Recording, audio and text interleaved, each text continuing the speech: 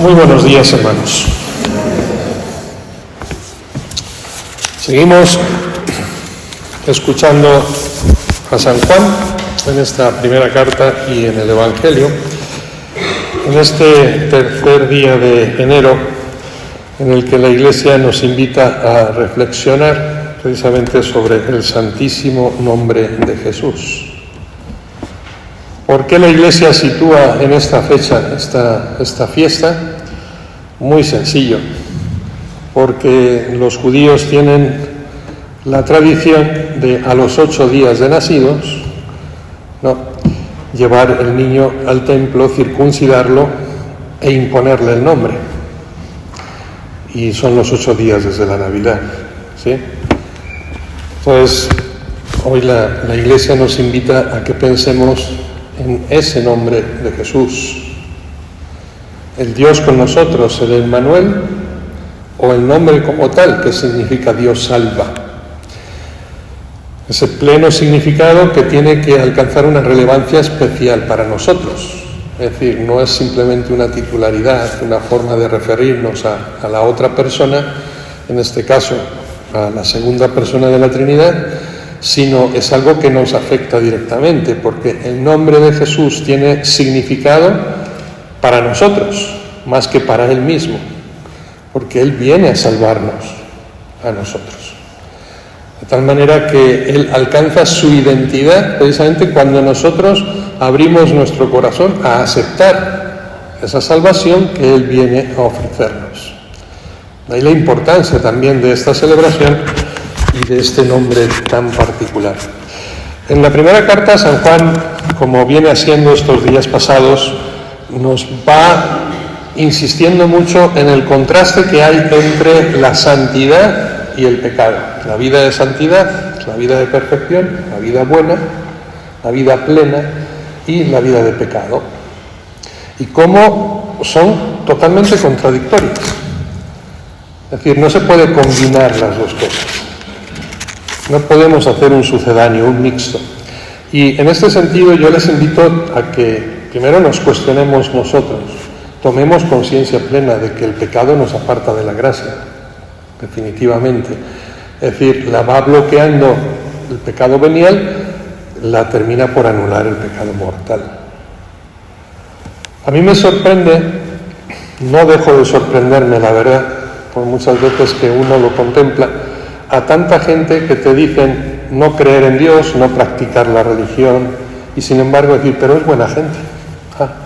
¿Y en qué basas tú que es buena? Si no hace las cosas bien, no puede ser buena, ¿no? Es bueno el que hace el bien, y es malo el que hace el mal. Y yo creo que, en cierta manera, como que terminamos engañándonos a nosotros mismos de que podemos estar bien haciendo el mal. Y hablo, por ejemplo, de la realidad más común entre nosotros. Me separo de mi mujer, me divorcio, me junto con otro, obviamente ya no me caso por la Iglesia porque no se puede, y sin embargo pues llevo mi vida tranquila, incluso llevo mi vida de oración, mi vida con Dios tranquilo, pero estoy en pecado mortal. Entonces surge la dicotomía, ¿estás bien o estás mal? ¿Estás haciendo el bien o estás haciendo el mal? Esta es la cuestión. Nos bloqueamos a la gracia sacramental y por tanto a la santidad. Entonces tenemos que tener mucho cuidado y yo he puesto este ejemplo y podríamos ejemplificar con tantas otras realidades, ¿no?, en la existencia de nuestro día a día. Lo dejo ahí, cada uno puede abrir su propia reflexión. Yo diría que más que juzgar a los demás, pongámonos nosotros como ejemplo y analicemos cómo es nuestra vida y si realmente somos depositarios de esa gracia de Dios, tenemos esa apertura plena a la gracia y por tanto somos depositarios de ese título de santidad del que habla San Juan. O en cambio simplemente nos hemos dejado llevar y conducir por esta vida de pecado. Obviamente la vida de santidad es exigente, implica renuncia, ¿no? Y es lo que yo creo que a veces a lo que nos resistimos y por los que no nos decidimos definitivamente a cambiar, ¿no? en nuestro vivir de cada día. Obviamente, toda acción trae sus consecuencias y tenemos que con responsabilidad asumirlas. Y entre otras cosas, si yo me separo de mi mujer o de mi marido, sé que eso va a traer consecuencias, y es que es la vida que yo elegí para siempre, y eso implica que no puedo rehacer mi vida de otra manera, y que eso va a afectar igualmente a la formación, a la educación y al vivir de cada día de mis hijos y posiblemente de mis nietos, ¿no? Porque el pecado también tiene una repercusión social, ¿no?, que se nos va comunicando. Si nos vamos al Evangelio, quisiera detenerme un poquito porque me parece muy interesante, después de esa profesión que ha hecho Juan Bautista de sí mismo: yo no soy el Mesías, como escuchábamos ayer, yo no soy el profeta, yo no soy Elías. Esa renuncia a cualquier título, ¿no?, para él, ahora viene la profesión hacia Jesús, ¿no? Este es el Mesías, el Hijo de Dios, este es el Cordero de Dios que quita el pecado del mundo. Es un confesor. Ha habido unos confesores antes, si ustedes recuerdan. Los primeros confesores de Cristo son los santos inocentes, aquellos que sin saberlo ya dieron la vida por Cristo desde la infancia. Y la primera confesión de fe que tenemos en el Evangelio es precisamente el primer momento de la vida pública de Jesús, que es su bautismo. Y ahí es Juan el confesor, lo que los griegos llamaban la martiría o mártir, que es el testigo. Sí, es el martirio, es dar testimonio de Jesucristo hasta las últimas consecuencias, y ahora es Juan el primero en dar testimonio de Jesús. Y hace una triple confesión, ¿no? Este es el Hijo de Dios, este existía antes que yo, este es el Cordero de Dios que quita el pecado del mundo. Las tres acepciones tienen una repercusión muy grande en la mentalidad de un judío de aquella época.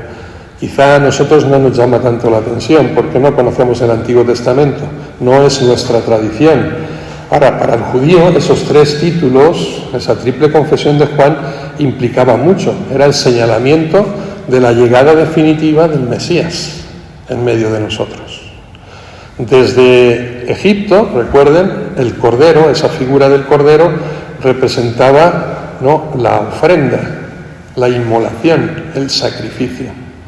Es decir, la figura del cordero no es una figura bonita, ¿no?, de como ahora que nos gustan tanto las mascotas porque ya no tenemos hijos, no, pues qué dulce el cordero, no, era el cordero inmolado, es decir, era el animal sacrificado y que era el símbolo de la alianza de Dios con el hombre, esa sangre que se esparcía en el altar, ¿no?, y que era la representación, ¿no?, que sellaba la alianza entre Dios y el hombre, la que produjo incluso la liberación. Recuerden la Pascua judía empieza por el Cordero, porque en la 10ª plaga, el exterminio de los hijos de Egipto, la señal para liberarlos de la muerte era untar con la sangre de ese cordero que se tenían que comer aquella noche en las jambas de las puertas y de las ventanas, para que el espíritu pasara de largo.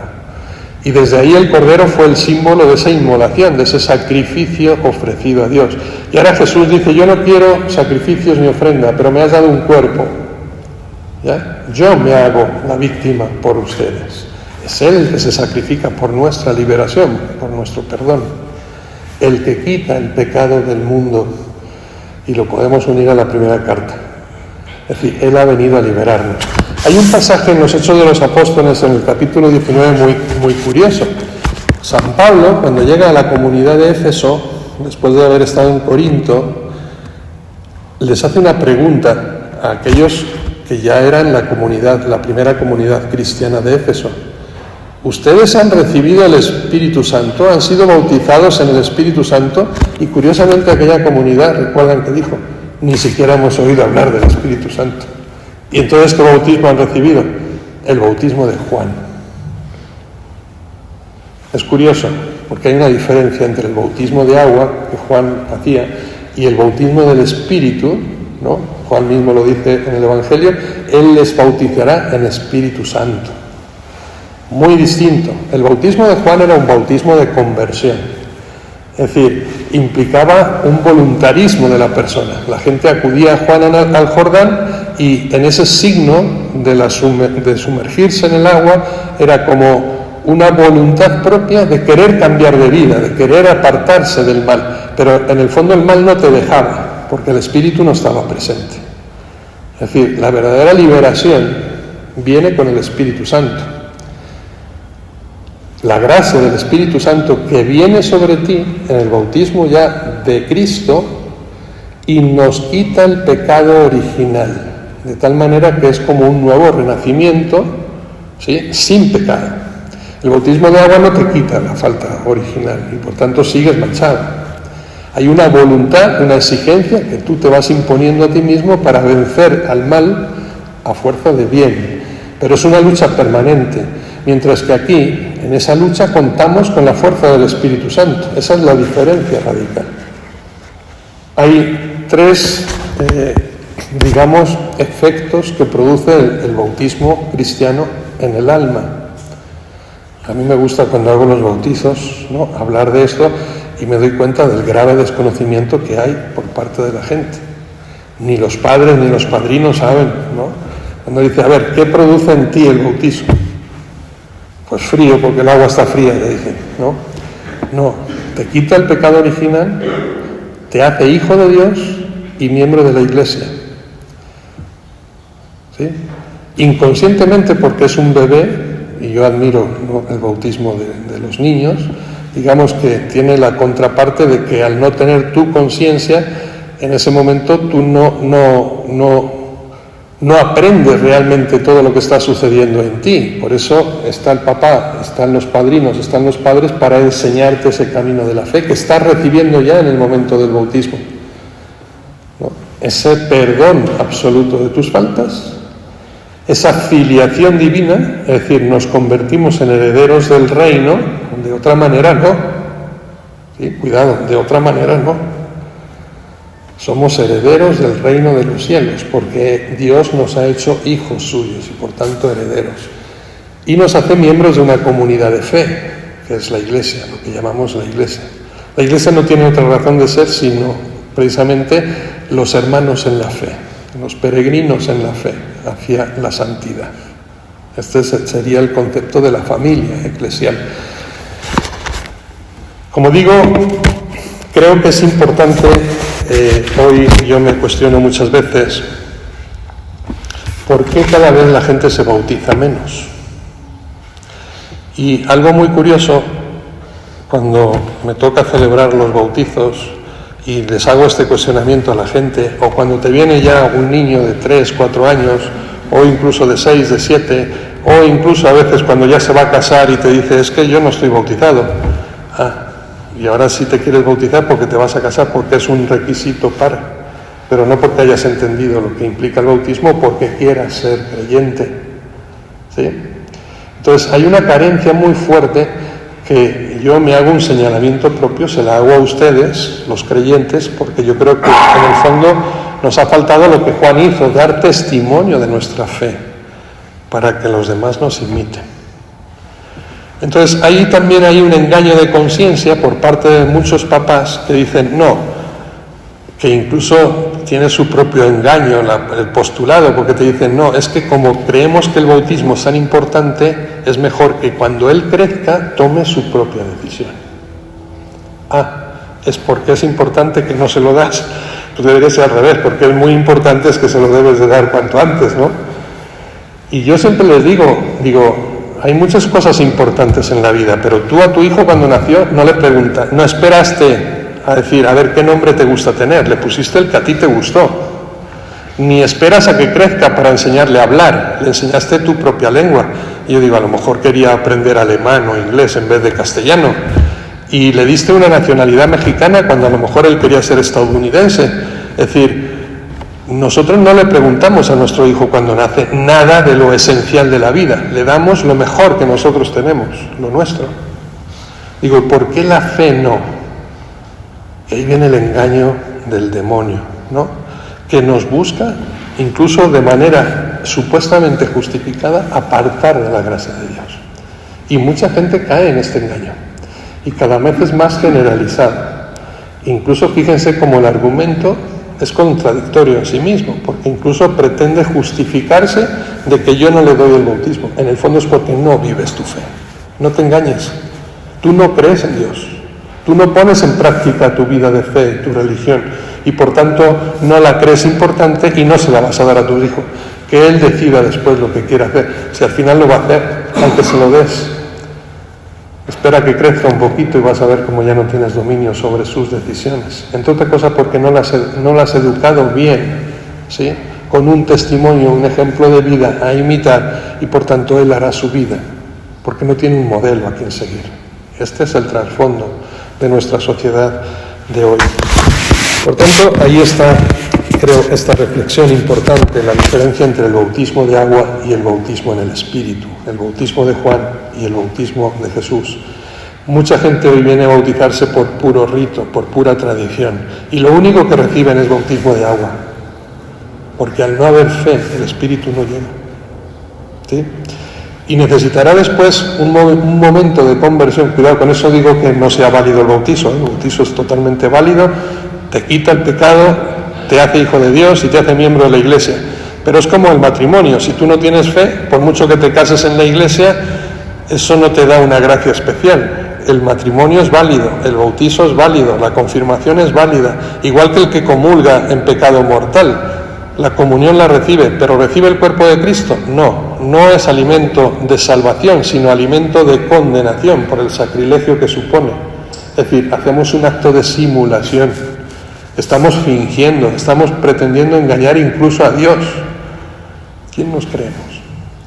Entonces, mientras no hay una apertura de nuestro corazón precisamente a la gracia y una puesta en práctica, haciendo vida nuestra fe, la gracia de Dios no se comunica. Esto es lo importante. No es solamente el rito externo, sino es cómo yo vivo después ese misterio de la fe que Dios me ha regalado desde el principio. Fíjense si será importante el bautismo, que Jesucristo empieza precisamente su vida pública con ese gesto. Y ahí es donde empieza realmente nuestra verdadera experiencia de vida cristiana, a través de este sacramento de la fe. Que así sea.